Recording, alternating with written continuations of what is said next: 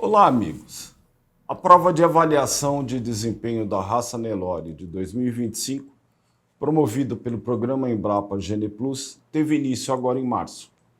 Falamos de uma das mais importantes do calendário da raça e uma das mais abrangentes.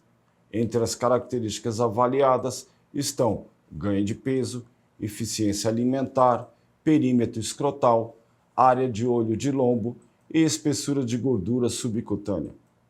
Ao final da prova, será realizada ainda uma classificação dos participantes com base em índice que combina todos os dados obtidos. Desde 2016, cerca de 1.200 touros jovens Nelore já participaram dessa prova.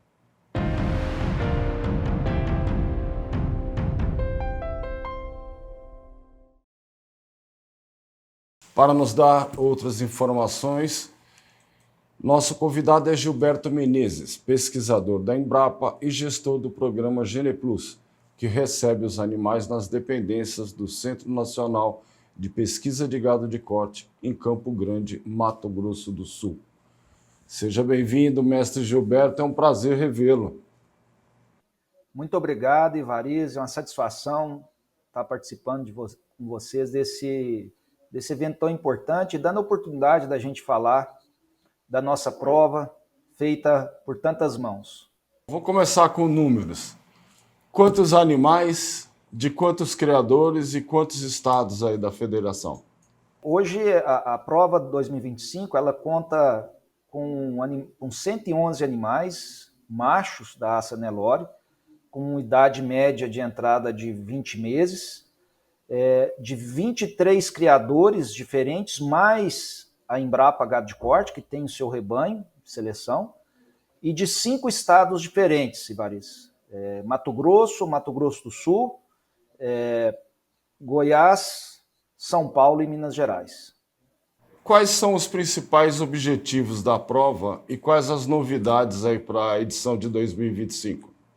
Essa prova, criada em 2016 pelo saudoso colega Dr. Luiz Otávio, junto com outros colegas, e eu tive a satisfação de estar ali também nesse processo de montar essa infraestrutura de coxos eletrônicos aqui na Embrapa Gado de Corte, ela foi criada com o foco de ser uma fonte de dados de eficiência alimentar na raça Nelore, que pudessem então ser utilizados dentro do processo de avaliação genética da raça e assim gerar DEPs para a eficiência alimentar para o uso dos criadores de forma geral no Brasil.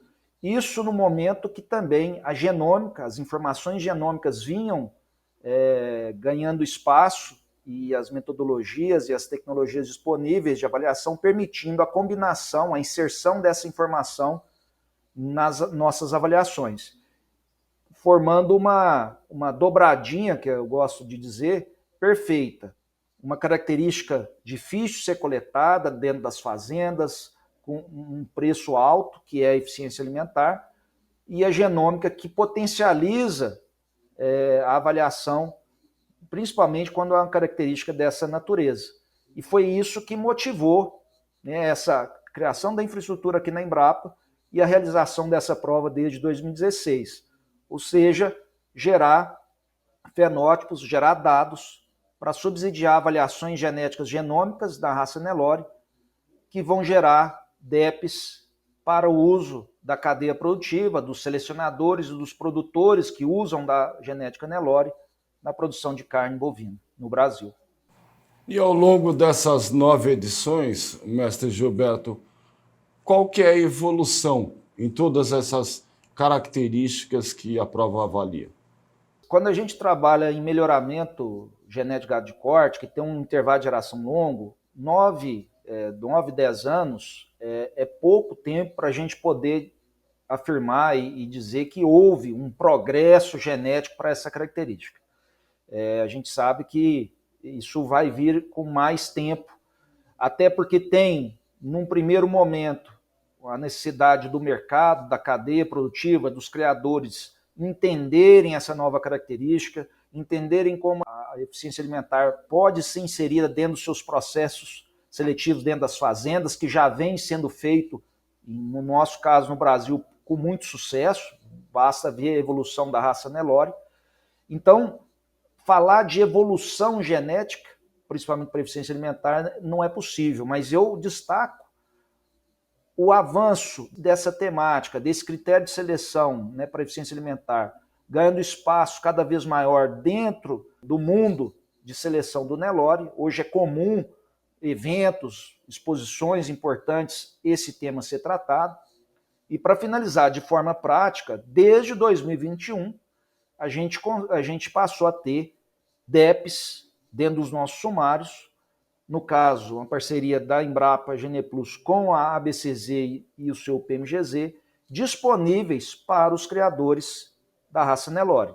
Ou seja, já podendo efetivamente usar essas informações no seu processo seletivo. Então, é um desdobramento, é uma consequência real dessa prova que ajudou.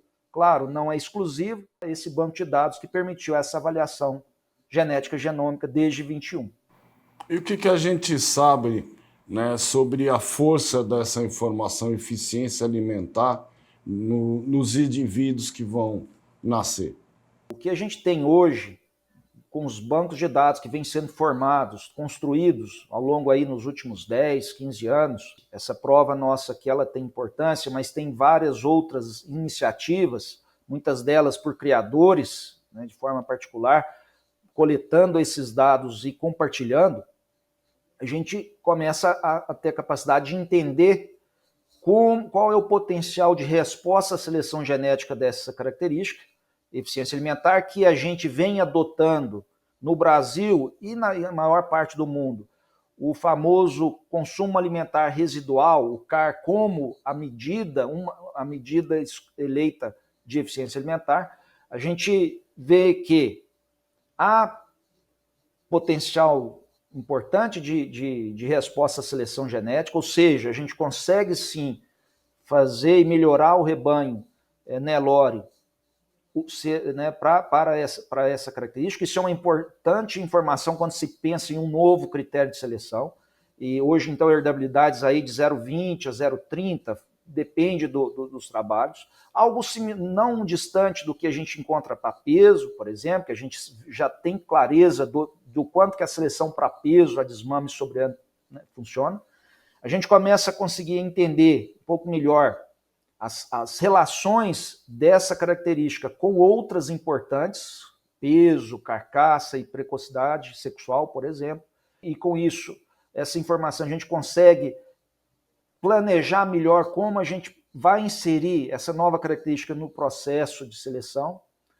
Então, eu diria que esse é o cenário. O que ainda, Evaris, precisa e que ainda não aconteceu no Brasil de forma efetiva é a inserção real dessa característica dentro dos rebanhos, dentro dos processos de seleção. Ainda é muito tímido, até por ser algo recente, bancos de dados pequenos, que ainda causam uma insegurança dos criadores.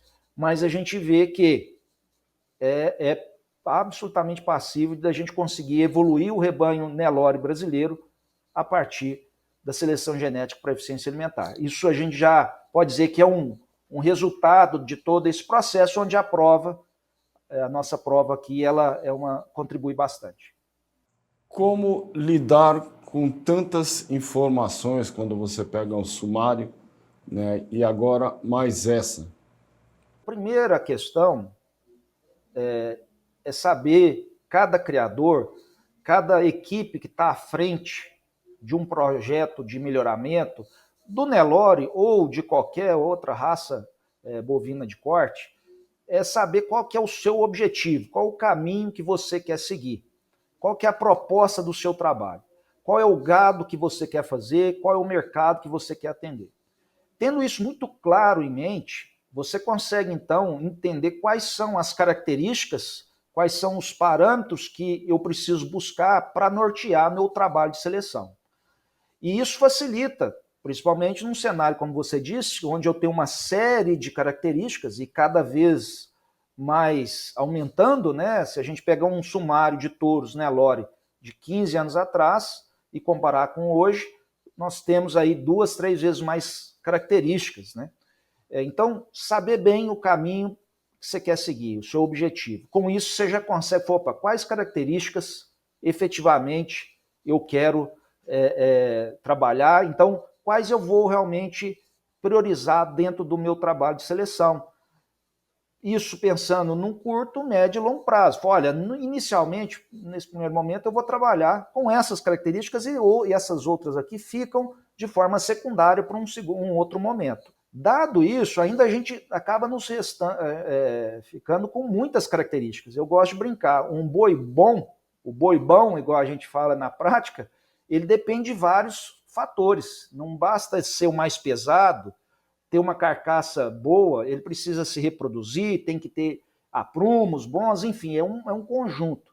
E aí, a gente pode usar já de uma metodologia bem conhecida, que é os famosos índices de seleção, onde a gente combina as características que a gente entende como importantes para o nosso projeto, ponderando, dando pesos conforme essa nossa visão, e os programas de melhoramento publicam índices como uma referência para cada criador, e também podemos, somando essa questão do índice, estabelecer, com base no objetivo que a gente tem mais relevância, quais características a gente entende como mais importantes, estabelecer certos níveis mínimos aceitáveis para as diversas características que eu estou trabalhando. E assim eu consigo ir trabalhando com essas várias possibilidades. Mas, em suma, ter claramente o seu objetivo, para onde você quer ir, e assim você consegue já diminuir bastante esse universo de características que você vai trabalhar e depois usar índices de seleção e, claro, e ainda ali o que a gente chama de níveis independentes para travar em alguns pontos que você não quer abrir mão dentro do seu processo. É importante também conhecer muito bem as fêmeas que você tem no rebanho. A gente, claro, por questões de limitação de infraestrutura, foca nos touros, porque a gente entende que a contribuição na população, do ponto de vista, é mais viável, é mais fácil. Mas as fêmeas são fundamentais. E outra coisa, essas fêmeas vão ser feitas com base nesses touros bem escolhidos. E aí é um trabalho feito, principalmente dentro das fazendas, onde à medida que uma escolha adequada de touros vai sendo feita, você vai tendo a oportunidade de ter, na sua reposição, nas fêmeas nascidas, animais alinhados ao seu objetivo e assim fazendo a transição do seu rebanho de fêmeas no sentido de ter uma base forte de matriz, que é, na verdade, o grande diferencial de um trabalho de um selecionador. Porque a genética de macho você ainda consegue acessar no mercado. A genética de fêmea, a base em número, aquilo é um patrimônio do criador, apesar dos avanços das biotécnicas de FIV e TE, ainda é algo mais restrito. Então, Ivari, sem dúvida nenhuma, o rebanho de matriz é fundamental em todo o contexto de um trabalho de melhoramento. Para a gente finalizar, qual o cronograma até o término aí da prova? A prova iniciou agora, início de março, com um período de adaptação muito importante numa prova igual essa, 23 criadores, 5 estados, criadores com sistemas de produção diferentes. Então, esses animais chegaram aqui na primeira semana de março, ficam entre 3 e 4 semanas em adaptação, seja a dieta, mas também a infraestrutura de coleta de dados, os coxos eletrônicos, os bebedouros eletrônicos. Bom notar, viu, Evaristo, que além da avaliação de consumo alimentar que a gente usa na classificação final dos animais e na geração das DEPs para cá, a gente, pioneiramente aqui na Embrapa, vem trabalhando com pesquisas também na parte de consumo hídrico, então esses animais também têm o seu consumo de água avaliado, e isso então, só que isso envolve adaptar aqueles custos ao animal acessar.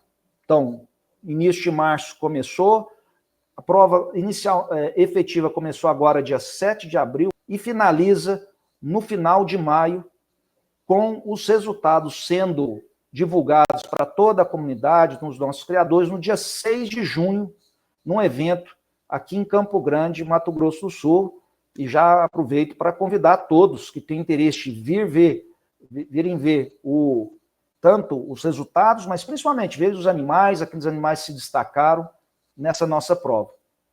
Gilberto, muito obrigado por suas informações. Obrigado. Eu falei com Gilberto Menezes, pesquisador da Embrapa e gestor do programa Gene Plus. Esse foi mais um DBO Raças. E não deixe de conferir outros conteúdos no portal DBO e revista DBO, todos os meses à sua disposição.